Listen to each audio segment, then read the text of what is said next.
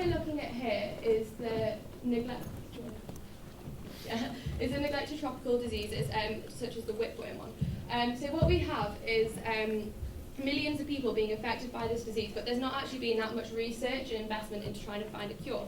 But what we have had scientists have pieced together bits of the DNA, the fragments, into an entire genome of the whipworm, and as you can see, we get it presented to us somewhat like that on the online annotator. And what we do is we basically look at the computer predictions and models and see if it matches up to the mRNA-like evidence, basically, and RNA evidence.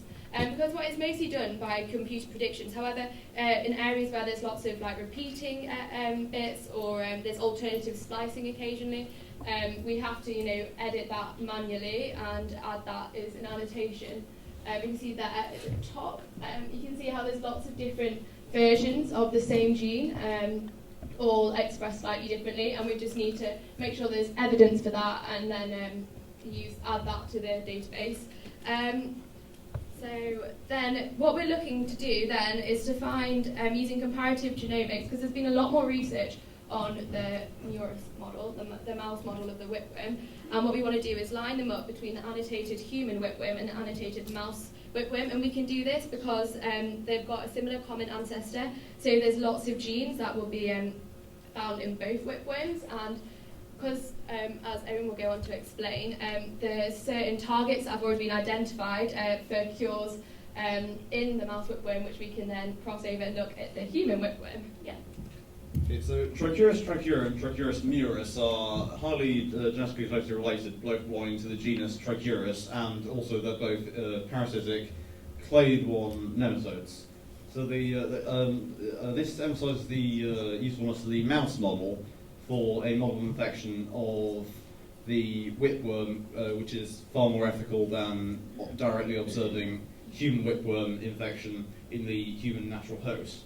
They both have relatively similar life cycles of infection, but both starting off with an embryonated chitin-coated barrel-shaped egg, which is then ingested in infected food and water by the host. The egg then hatches, and the newly formed worm then burrows into the mucosal lining of the cecum, where it grows and develops until it reaches maturity, at which point the eggs can then be reproduced, and then the cycle of infection continues. Okay, so both me and Rebecca looked at this paper, Whipworm Genome and Dual Species Transcriptome Analyses Provide Molecular Insights into an Internet Host-Parasite Interaction.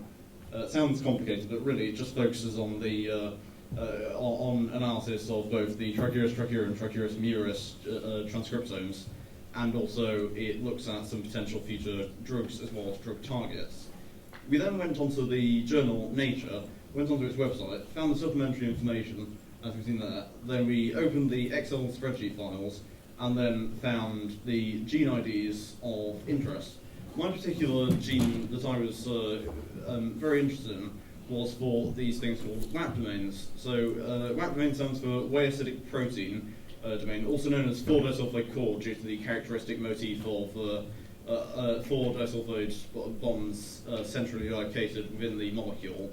They have quite interesting immunomodulatory and anti-inflammatory properties. Say, for instance, they can transfer the mediation of the immune response against the whipworm from a type 1 T helper cell lymphocyte response to a type 2 T helper cell mediated immune response, which then favours the parasite and prevents the acquisition of immunity against it. So my WAP domains, I then used the gene IDs that I'd located for Trichuris murus from the website nature.com through the supplementary data, and then I searched in them through the Apollo web browser to find those same genes in the Trichuris trichura genome. Then I compared intron similarities, what was evidence for the Trichuris trichura WAP domains, and in the future I plan to produce 3D models of them using computerized software. Thank you for listening.